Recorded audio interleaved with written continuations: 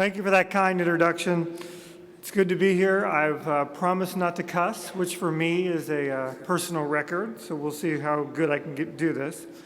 So, as the esteemed president said, I'm from Montana, and I grew up loving politics more than anything in the world. I ran my first campaign in 4th grade when I was Jimmy Carter's campaign manager against Ronald Reagan in Roosevelt Elementary. I got my ass kicked. But I realized that day that I was going to do this. I failed already. Right, see, I blew this. Is that technically a swear word, though? And I remember writing in my 4th grade paper that what I wanted to be when I grew up was either the starting quarterback for the Denver Broncos or the campaign manager to the president. Now, after I figured out I couldn't throw the 15-yard out pass, I realized that politics was the only way to go forward. And I worked on campaigns across this country from Alaska to New York, where my only two rules was if they would give me beer and enough money to live, I would go and work for a Democratic candidate. I was chief of staff, as he said, to Senator Baucus one day when the phone rang in my office. And I picked it up. This was the morning after Hillary Clinton dropped out of the presidential race. And this voice goes, "Jim?" And I said, "Yes." And he said, "It's Barack." And I said, "Barack who?" Because I'm not very bright. And he said, "Obama." And I said, "Oh, come on," and slammed the phone down because I'm an idiot. And so they called right back and said, "Hey, can you please not hang up on the Democratic nominee for president?" Then I said a word that began with F. And they got him right back on the phone, and he laughed and said, "Wow, no one's hung up on me in a couple of months." And he said, "Hey, I need you to move to Chicago tomorrow to be my national chief of staff on the campaign." And I said, "Well, I got a dog, and I got a girlfriend, and I got a job." And he said, "Okay, I'll see you tomorrow," and slammed the phone down. And I did what all of you would have done. I called my mama. And I said, "Mom, what do I do?" And my mother goes, "Baby, this is not hard. If you turn down this job, you're out of the fucking will."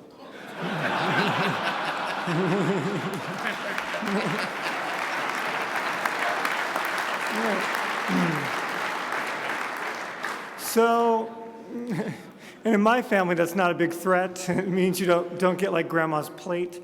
So I took the job, and as you all know, thanks to your help and so many others in the House of Labor, we won that. And I desperately wanted to be the White House Deputy Chief of Staff. It's the greatest job in American politics, a job that Karl Rove had, it's a job that Harold Ickes had, it's a job that on the West Wing, Josh Lyman had.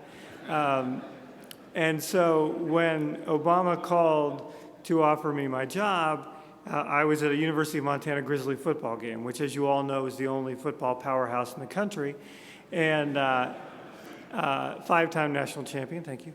And so he called and said, the simplest way you can ever get a job offer: "Hey, Messina, do you want to go change the world?" And I thought that was a great way to be named the Deputy Chief of Staff. I remember on the first day of the White House, we had a big fight about whether or not to do health care. And the president stood up and said, "Most of you in this room thought I couldn't win this campaign. And when you realize you do something that no one thinks you could do, you realize the only important thing is to do what's right. So we're going to do health care." And he looked at me, because I was supposed to be the big Senate guy, and he said, "How long will it take?" And I said, "Not more than 6 months." 14 months later, I walked onto the basketball court where he was shooting hoops and got to be the guy that was able to say, "Mr. President, after 85 years of trying, we had the votes to pass universal health care in the United States of America."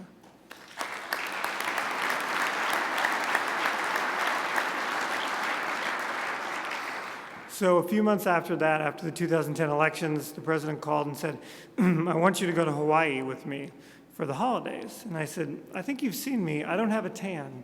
This is not going to go well." And so I went to Hawaii, and one day he called and said, "I want to take you for a swim in the ocean."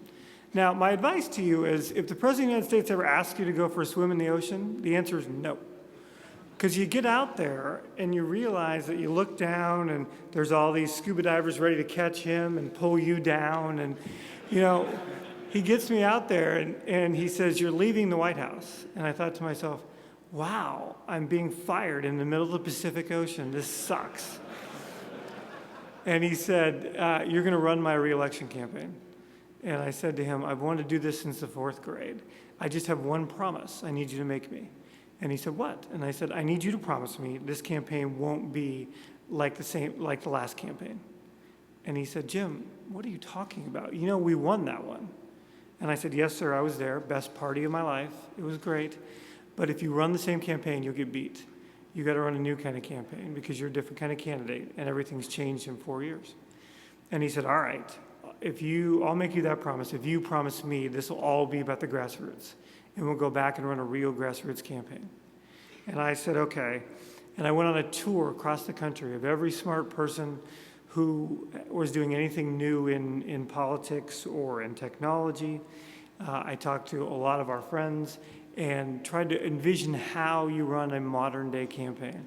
So I ended up holding myself up in a Hawaii hotel room for 10 days and put whiteboards all across the room, and it looked like A Beautiful Mind. You guys seen the scene where he writes on the walls? Except I had better catering and and a bunch of Miller Lite. And at the end, I realized to win this campaign, we had to do 3 things. First, we had to run the greatest grassroots campaign in American history. If we had the same electorate we had in 2008, we would win. If we had the electorate that defeated the Democrats in 2010, we would lose that election. Second, technology had changed light years in 4 years. Facebook was 10 times the size it was in 2008. In 2008, we sent out 1 tweet from Twitter because we thought it was a stupid technology that would never go anywhere. And 4 years later, everybody was using it. Smartphones were changing the world. I sat with Steve Jobs, the CEO of Apple, shortly before he died, and he held up his smartphone and said, in a year and a half, everything will be done on this. And he was right. I met with Steven Spielberg, who said to me, you know, Jim, you're only the 1965 Rolling Stones once, and the second time you're a mid-level touring band that charges too much for your tickets. And he's like, that's what a re-election campaign is, so you better give them a pretty good show. And I thought, okay, that's a useful piece of advice if I were the Rolling Stones. And so we began building this campaign, but as you all know, it was tough. 1 year before Election Day, on November 3rd, 2011, the New York Times Magazine put a picture of Barack Obama on the front cover and said, Barack Obama has a 17% chance to win re-election. Is Obama toast? Exactly a year later, 5 days before the election, Barack Obama called me and said, come to Milwaukee, Wisconsin tomorrow. I want to see you privately. I was excited about this because he was being introduced by Katy Perry. And I thought that Katy Perry would be a good person for me to know. And so,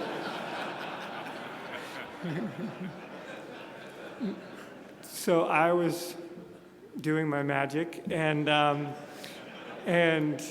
the president walked over and said, come here, I want to ask you my question. And I said, yes, Mr. President. And he said, you know, Jim, I want to be very clear. If we lose this election, they're only going to blame 2 people, me and you. And he's like, so today the Gallup poll has me down 3 points. My one question to you is, are we going to win this election? And I handed him, you know, one piece of paper. Every single night for 14 months, we ran 66,000 computer simulations of the election every night. And that morning, my electoral models predicted we would win 332 electoral votes. And I looked at him and said, Mr. President, not only will you win, it won't be very close. 9 days later, we won with 332 electoral votes, becoming the first president since Roosevelt to win both times with over 50% of the vote.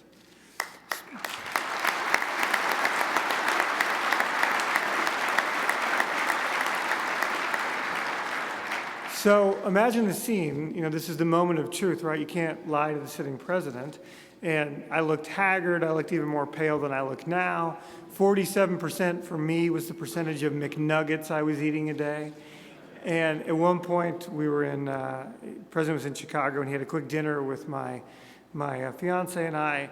And my fiance said, Mr. President, you look great. And the president said, do you know why I look great? And she said, no. And he said, because I pay Messina to worry, and he looks like crap. Which was true. So a few lessons from the 2012 election I want to pass down. First, as the great political philosopher Cyndi Lauper once sang, money changes everything. And money's changing everything in a bad way. It's why the work that you all have done through your PAC is so important. The Citizens United Supreme Court case has put unlimited money into this race. Barack Obama was the first incumbent president ever to be outspent. And he was outspent by the Koch brothers and $100 million and a whole bunch of money. It makes even more important the second lesson, which is the grassroots matters more and more every single day. We spent $1.1 billion to win that campaign, to learn a universal truth that door-to-door, person-to-person contact is the most important thing. After $600 million of television in the battleground states, people looked at their friends and their family and the guys at the bar next to them and said, what are you going to do in this campaign? What are you going to do? And we found the most important thing is what people at their work or their friends or family said to a swing voter about whether or not they were going to vote. TV became so silly that I was in Denver, Colorado, where the world champion Denver Broncos play. And I met this family. Sorry. I'm still bitter about the Baltimore game. So I met this family, and this guy introduced me to his 3-year-old named Jason. And this taught me how crazy things were. He said, every night we watch TV with Jason, and we decided to do a little civics lesson. So Jason's 3, so we pointed at the TV, and we said, Jason, who's that? And Jason says, that's Barack Obama. He said, that's right, Jason. What does Barack Obama do for a living? And Jason looked at his dad because he knew the answer. And Jason says, he approves this message. Jason had no idea that Barack Obama was president, but he was on 80 times a day on TV approving the message, and that's what Jason thought he did. The second thing is the days of mass marketing are over. When you think about 2008, everything was through BarackObama.com. In 2012, people get their information from more sources than ever before. When we all were growing up, because Kevin and I are old, when we were growing up, everyone got their nightly news from 3 people.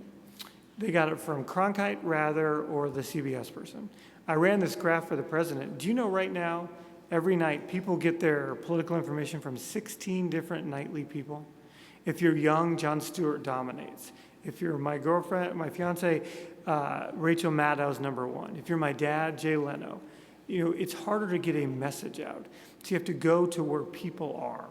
In 2008, we had 20 people doing digital communications for the 2008 Obama campaign. In 2012, we had 250. Because you got to go to new places to meet people where they are. Things are changing. We grew Facebook from 9 million to 59 million people.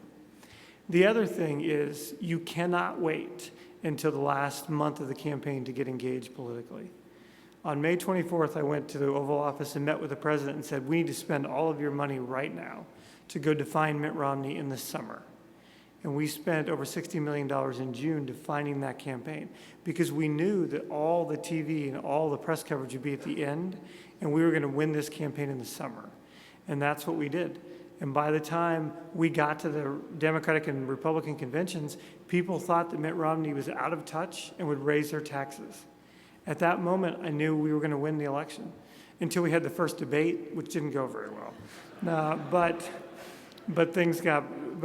by then we had defined Governor Romney in a very, very important way. The other thing is we have to use data in a new way. You all have your union membership rolls. I remember growing up, as he said, I was the son of a Teamster organizer. I remember going to labor halls and getting index cards, and my mom and I would sit there and call with index cards and make sure the union vote was going to come out. Those days are over. Using analytical tools, we can be able to be only talking to people who are undecided. Do you know in the entire 2-year Obama campaign, there were only 8% of Americans who were ever really undecided on that race? So the final weekend in Wisconsin, my fiance was knocking on doors against her will, but she was doing it. And she was on one side, and the Romney campaign was on the other side. And she was told to hit 2 doors on an entire block. One undecided voter, and she was told exactly what to say, and then she was given a website to give them that had their issues on it. And down the street, she was asked to talk to a person who hadn't filled out their absentee ballot. The Romney campaign was hitting every single door. Half the doors weren't home. The other half had already supported Barack Obama. They were wasting their time. We have to use technology and analytics to have all of you and all of your volunteers use their time in a much smarter way. If we do that, we will run better campaigns. The Koch brothers and Karl Rove are always going to have more money than we are. What we have is grassroots support. We have the ability to run a much smarter campaign. The other thing I learned in this election is issues matter. Message matters.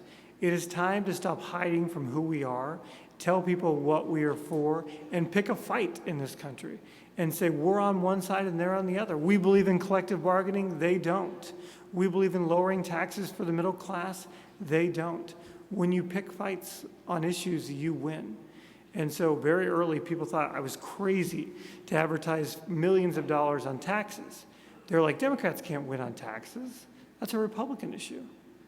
But on election day, the exit polls showed for the first time since Bill Clinton ran in 1992, a Democrat won on taxes because we picked a fight for the middle class. That's what this is about. Now, I've asked to close by talking to you about what the next 4 years of the Obama administration will be.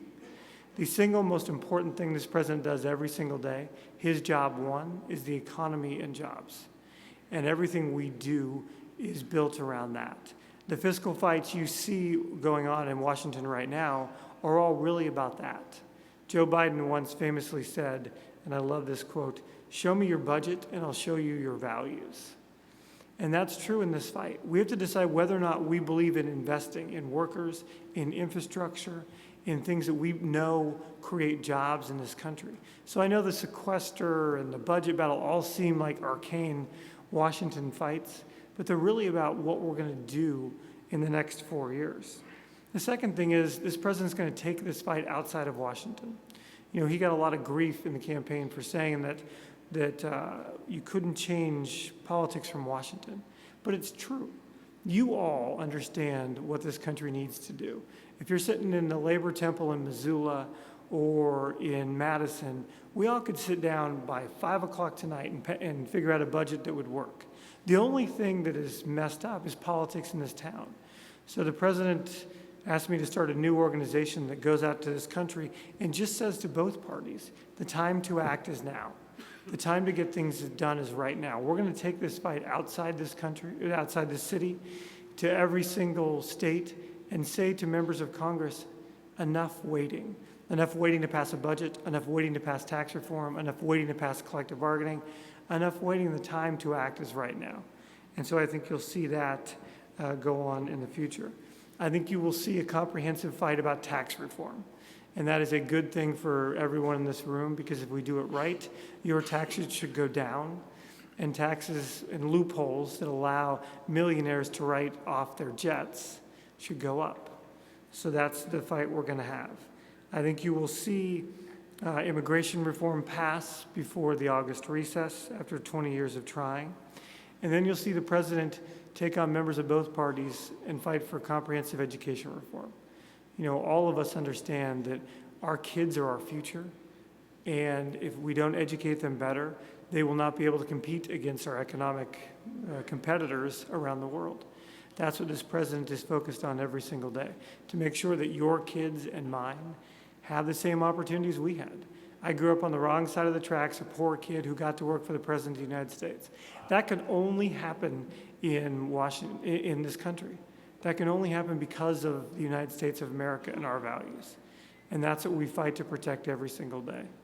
So what you all do is incredibly important.